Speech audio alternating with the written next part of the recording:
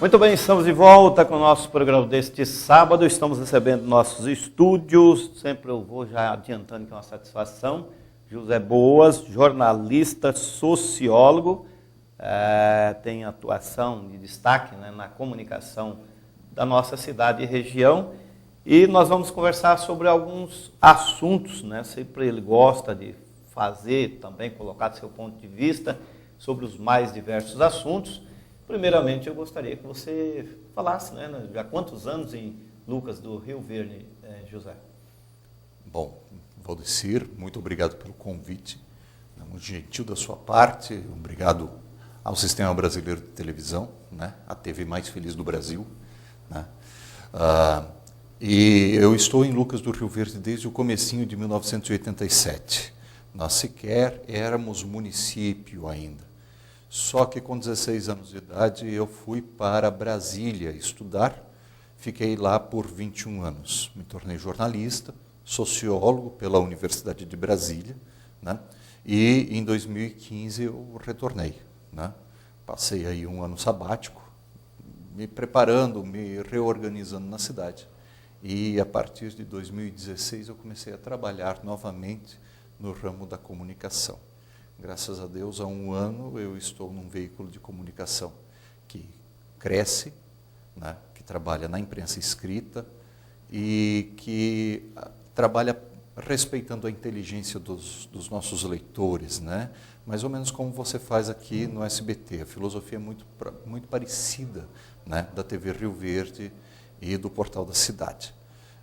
Só que são naturezas distintas, né? Você trabalha com o público pela televisão e nós pela imprensa escrita através da internet. Maravilha. Bom, eu quero aproveitar, eu falei para eles, vamos tentar sintetizar para a gente aproveitar ao máximo. Nós vamos falar aqui BR-163, vamos falar meio questões ambientais, são assuntos tranquilos, né? São assuntos tranquilos, né? BR-163, você que acompanha também bastante, nós temos aí, mostramos agora há pouco, mais um acidente, mais 2 vítimas fatais. A gente não sabe, né, mas parece que foi uma imprudência, ao que tudo indica. Mas assim, a BR, na verdade, ela se transformou aí numa rodovia da morte, né? É um fluxo de veículos, principalmente de cargas, e tem bastante também automóveis, mas estrangulou, né? Vamos falar a palavra assim, podemos considerar, né, Zé? Por que que isso não acontece? Nós saímos de um governo lá, do Partido dos Trabalhadores, entramos no outro e a gente não vê, vamos falar, uma luz no fundo do túnel para resolver o impasse dessa situação da rodovia. Bom, nós temos um problema muito sério no Brasil, que é, muitas vezes, a relação promíscua entre o público e o privado, né? Eu costumo dizer, e gostaria que o público que te assiste, que não é pequeno, parasse para refletir comigo, que quando a gente assina um contrato, a gente é obrigado a cumpri-lo. Eu não conheço ninguém que venha até a minha casa, né, me sugerir um contrato e me enfie uma faca no pescoço, me obrigando a assinar segundo aqueles termos. Principalmente se eu sou chefe de Estado. Se eu sou chefe de Estado, a minha primeira obrigação é zelar pelo interesse público, né? E quem assina o contrato não é o indivíduo A ou o indivíduo B. A partir do momento que o chefe de Estado assina o contrato, é o Estado que está se comprometendo com aquela situação. Isso vale para concessão de hidrelétricas, de rodovias, de aeroportos, de absolutamente tudo. Então nós temos que tomar cuidado na hora de assinarmos o contrato, porque isso não depende da vontade dos indivíduos. Não é porque vai trocar o nome, o indivíduo que senta naquela cadeira do Palácio do Planalto, que um contrato pode ser simplesmente rasgado. Né? Questão de segurança jurídica. Exatamente, é uma questão de segurança jurídica. Né? É muito complicado, inclusive, né, hoje se fazer uma denúncia contra a concessionária que administra a BR-163, até porque existe um contrato. E, como nós sabemos, o Brasil é a capital mundial dos recursos. Para tudo se recorre aqui. Quanto mais dinheiro você tem, mais recursos você pode impetrar na justiça. E isso é perigoso. Sabendo disso, o erro ou o acerto sobre determinada concessão é de quem assina o contrato. Como não foi o atual presidente que assinou o contrato, e sim um presidente de uma gestão anterior que tinha uma relação muito mal explicada com a concessionária, inclusive com denúncias de favorecimento, propina, etc., etc., né? Nós podemos ver que teve mais interesse individual e partidário do que o interesse nacional. E o resultado é esse que nós enxergamos hoje. Ou seja, nós temos uma rodovia que não passa de uma picada no meio da mata, né? Como se diz lá no interior de Minas, um trieiro, né? Asfaltado, mal asfaltado, né? E que transporta o maior volume de grãos do país para o mercado interno e para o mercado externo. Nós crescemos do começo da década de 80 para cá cerca de 1000%. E nós continuamos com um único modal e a mesma forma de transportar a produção. Via, exatamente. Né? Com um crescimento vertiginoso de produção. Isso é inadmissível em qualquer país que se leve a sério. Concordo, plenamente. Bom, o senhor já falando nesse termo, você já deu uma apontada aí na direção da questão da gestão pública, da questão da ética. Por que o Brasil é um dos países considerado mais corrupto do mundo em se tratando de gestão pública? E o que vem a isso? Da onde que vem isso? Vem da sociedade civil também? Vem do cidadão?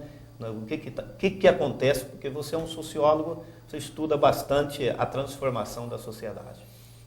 Nós temos uma sociedade, Valdecir, que lamentavelmente é muito permissiva com a corrupção. Seja ela pequena ou seja ela grande. E ele é permissivo da seguinte maneira: meu vizinho é obrigado a cumprir a lei. Eu posso dar um jeitinho. O meu vizinho tem que pagar o IPTU. Eu não preciso. O meu vizinho tem que usar o cinto de segurança. Eu vou só ali. Eu não preciso, para ir só ali, eu não preciso botar o cinto de segurança. Ou seja, a lei dentro do Brasil é sempre feita para o outro e o outro deve cumpri-la. Eu, não. Nessa do indivíduo não precisar cumprir a lei por sempre arrumar uma desculpa, um subterfúgio, né? A lei que se prende na moral, e uma moral é uma obrigação social, né? A lei que se prende na moral se descola dessa moral. E ela se torna a letra morta. Então a lei não é cumprida por ninguém. Né? E de onde que está, na sua opinião, Zé? O que podemos fazer para mudar isso? Porque a gente vê que no mundo aí, a gente for citar, tem países que é desenvolvido de esquerda, de direita, de centro. Para citar a Alemanha, que tem um centro, meio centro-esquerda, o Japão reinado, Estados Unidos direita hoje, né? E a gente vê que segue, tem um plano de governo onde a educação... Onde que está a falha, na tua opinião? Vamos falar assim, para a gente buscar isso aí. Não é só investir na educação, mas nós precisamos de um choque de realidade, não precisa? Depende do que a gente entende como educação, Valdecir. Porque e não é formação de caráter nisso aí que você está falando? Exatamente. Tá? E isso tem diversos fatores que precisam ser analisados. Começando pela família. Começando pela família, né? Começando por princípios, inclusive princípios de bairro. Né? A nossa sociedade, ela não dialoga com o seu bairro. Né?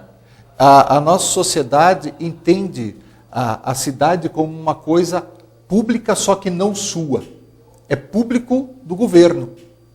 E aí a gente tem aquele indivíduo que vai... Tem um distanciamento. Não, ela não tem um descolamento total. É público, mas a responsabilidade de cuidar da praça é do prefeito, não é minha. Tem uma palavra que o pessoal gosta de usar e eu também uso, pertencimento, né? Ela exatamente. Pertence à cidade, à rua, o posto de saúde. O posto de saúde, a praça pública, o que for, que é público, também me pertence. Sabe por quê? Porque eu pago IPTU, eu pago IPVA, Eu pago uma carga tributária monstruosa do tamanho da carga tributária da Suécia. Então falta essa consciência. Falta esta consciência. Essa é a primeira consciência, uma consciência de cidadania, do indivíduo se entender cidadão do seu espaço. Né? O segundo problema é que a gente fala muito em investir em educação e a gente transfere imediatamente, cola uma coisa com a outra, do investimento em educação com o investimento financeiro. Só que não é só isso. Sob o ponto de vista de PIB, nós investimos tanto quanto países que estão muito mais avançados, como Austrália, Nova Zelândia, Japão, Coreia do Sul. Nós investimos muito financeiramente em educação. Só que a nossa qualidade em educação, ela é muito abaixo daquilo que poderia ser. Né? E não é só pela questão salarial dos professores. Esse é um ponto. Né? Muitas vezes o nosso sistema educacional ele está atrelado a um modelo de ideologia sindical, a um modelo de ideologia de reprodução do conhecimento que ele não é funcional. Ele atende a interesses de determinados partidos políticos. Ele não atende ao interesse da sociedade. Quando você mistura tudo isso, né, e ainda tem um ministério que cria uma espinha dorsal e determina que qualquer tipo de escola tem que ensinar daquele jeito e com aquele modelo, aí nós atrelamos todo o sistema a uma ideologia. Não é à toa, por exemplo, que um dos melhores alunos formados no ensino médio é o inglês, porque lá cada escola pode escolher a sua metodologia. E sobrevive apenas a escola que tiver a melhor metodologia e oferecer os melhores resultados, não apenas para o conceito de mercado, né? Mas para o conceito de cidadania, a escola que funciona melhor e que dialoga melhor com a sociedade no final das contas. Bom, são temas importantes, né? Educação, corrupção, e agora nós vamos falar sobre meio ambiente. A Igreja Católica realizou, né, o Sínodo da Amazônia, tendo como um dos temas a questão ambiental. Né? Também o casamento para sacerdotes, né, questões indígenas, mas vamos aqui se ater na questão do meio ambiente. Então, todos sabem muito bem que o bioma Amazonas compreende, né, 9 países, né, Venezuela e vários outros países que que pertencem. A igreja teve alguns questionamentos aí de alguns segmentos do Brasil, principalmente o presidente, bateu muito firme contra essa questão que a igreja aborda, né, na defesa ambiental, da proteção dos indígenas e contra também as queimadas na Amazônia e o desmatamento. Como que você analisa e a gente vê que é um enfrentamento duro, é muito polêmico isso aí, né, Zé? Nós temos um problema muito sério enfrentado pelo Brasil no exterior. Alguns países que cresceram destruindo o seu meio ambiente, né, e cresceram destruindo mesmo. O norte da Alemanha, por exemplo, ele foi completamente povoado, né, aquela região de Berlim, aquela região mais ao norte, perto ali da Bélgica, né, e dos países bálticos, aquela região era pântano. Então eles pegaram e drenaram esses pântanos, mataram todas as florestas nativas para construírem cidades e transformarem aquilo lá em terras agriculturáveis. Hoje o agricultor alemão ele não é obrigado a manter em pé uma árvore sequer, né, a manter um animal vivo dentro da sua propriedade. Ele é soberano dentro da sua propriedade.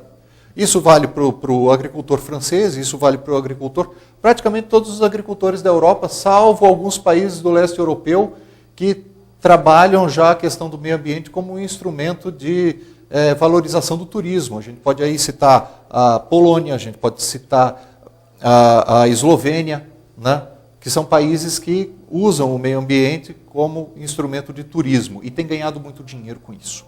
Não obstante, estes mesmos países, né, questionam o Brasil toda vez que uma árvore é derrubada aqui. Né?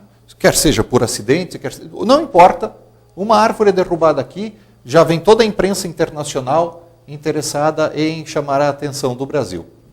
Eu gostaria de ver, dentro desse contexto, alguém questionando o agricultor alemão por ele não manter em pé metade da sua, na sua propriedade, metade da sua propriedade com reserva ambiental, como o agricultor brasileiro é obrigado a fazer. Aqui na Amazônia é 80%. 80%, né? É o código. Por que lá eles podem fazer o que eles quiserem e ainda meterem o bedelho dentro do que é nosso? Eu não estou defendendo o desmatamento ao toque de caixa. É o contrário.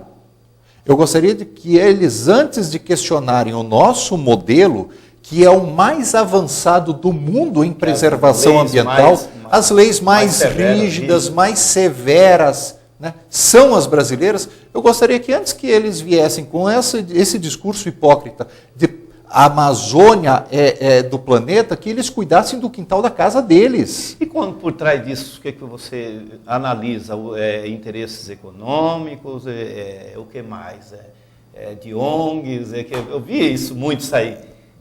Mais ou menos isso, Bom, primeiro, as ONGs elas não são daqui do Brasil. Elas são desses países. Elas são sustentadas por dinheiro desses países. Não tem um papel também e social? Aí a gente tem dois problemas muito sérios, Valdecir. Muito sérios. O primeiro problema sério é ainda um vício colonialista desses países, não só sobre o Brasil, mas sobre a América Latina como um todo. Eles ainda enxergam, e isso um pouco é culpa da nossa diplomacia, né? Eles ainda enxergam a nossa região como um curral deles. E aqui eles fazem, mandam e desmandam do jeito que eles quiserem. Nós nunca tivemos, durante o período republicano do Brasil, um chefe de Estado que falasse, não, aqui quem manda somos nós. Se vocês quiserem alguma coisa conosco, sentem e conversem como pessoas civilizadas. O primeiro discurso nesse sentido, durante todo o período republicano brasileiro, de 1889 até hoje, né, 130 anos depois, foi do presidente Jair Bolsonaro na última reunião da ONU, que ele colocou a dona Angela Merkel, né, o presidente Macron da França e outros nos seus devidos lugares. E falaram, não, o Brasil é um país soberano. E isso incomoda um pouco ainda a Europa. Né? Ainda, terminando, não querendo te atrapalhar, mas terminando, nós temos a questão econômica, sim. Por quê? Porque esses países, principalmente os países europeus, eles só sustentam a sua pequena e pobre agricultura, porque é uma agricultura muito pobre, através de grandes subsídios. Quando eles se deparam com um país como o Brasil, que sozinho pode alimentar o planeta inteiro se ele quiser, né, eles veem que eles estão economicamente presos a um impasse. Ou eles abrem o mercado para o Brasil e deixam que os produtos brasileiros invadam e quebram os pequenos agricultores deles, ou eles começam a criar pequenas barreiras, desculpas no final dos contos, empecilhos, para que o Brasil não se imponha como aquilo que ele é mesmo. Ou seja, a liberdade de economia de mercado dita por eles é só de lá para cá, daqui para lá nunca. E isso é um problema. Bom, só para concluir, nosso tempo vai se esgotando e eu quero depois já adiantar que eu vou chamar você para falar de um tema que é eleições municipais, né, e assim por diante, em outra oportunidade. Só para concluir aqui, mas o Brasil não demonstra ineficiente na questão da fiscalização com a questão ambiental. Nós tivemos as queimadas, queimou porque estava seco. Depois, antes disso, nós tivemos Brumadinho, né, que foi outro desastre ambiental. E agora, por último, mostramos mais ineficiência com a questão do litoral aí, que acabou, né, com o turismo aí, está causando prejuízo para o turismo. O Brasil parece que não está preparado para fiscalizar as questões. Aliás, parece que não está nem para cuidar do ser humano, quanto mais do meio ambiente, não é verdade, Zé? Sim, verdade. Nós temos um Estado que ele é inchado. Ele existe na forma, mas ele não existe no conteúdo. Né? Nós tínhamos antigamente, você vai lembrar disso, pessoal de casa que tem mais de 30 anos vai lembrar do tal do IBDF, Instituto Brasileiro de Defesa Florestal. Né? Era enorme. Tinha gente do IBDF para tudo quanto era canto. E depois veio o IBAMA, né? Extremamente corrupto. Né? E a corrupção, ela gera distorções terríveis para a sociedade, né? E acaba causando prejuízos mais do que benefícios. Aí depois veio o IBAMA. Aí, para auxiliar o IBAMA, se descobriu e que se criou o tal do Instituto Chico Mendes, que nem ele sabe para que é que ele serve. Né? Durante os 2 últimos governos, 16 anos, ele existiu para criar pontes de diálogos com estas instituições, essas organizações não governamentais, sustentadas por dinheiro de fora e que não explicam onde é que elas aplicam esse dinheiro, o que elas fazem. É uma terra de ninguém. Né? Então, o problema ambiental brasileiro ele está muito mais na aplicação da legislação pelos organismos que se dizem responsáveis por isso, do que do lado de cá, de quem está produzindo. Muitas vezes, quem está produzindo faz mais do que deve fazer para atender as demandas, porque senão ele não consegue financiamento, ele não consegue coisa nenhuma. Acessar o mercado Acessar mundial. o mercado mundial, ele não consegue nada, por embargos que o próprio Estado brasileiro impõe a ele. Né? Ele não precisa nem dos embargos externos, ele com os embargos internos, ele já se atrapalha todo. E muitas vezes esses organismos eles não sabem para que eles vieram e acabam atrapalhando quem quer produzir, quem está aqui dentro. Isso não vale só para a agricultura. Tá? Isso vale para a nossa indústria, isso vale para os nossos serviços, isso vale para absolutamente tudo que diz respeito à relação entre os setores produtivos e o Estado. O nosso Estado, se o desenvolvimento fosse uma rodovia, o Estado brasileiro seria um baita de um quebra-mola.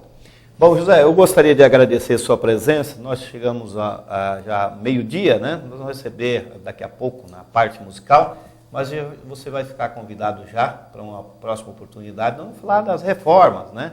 Abordar isso, o papel do Estado, você tem muito conhecimento.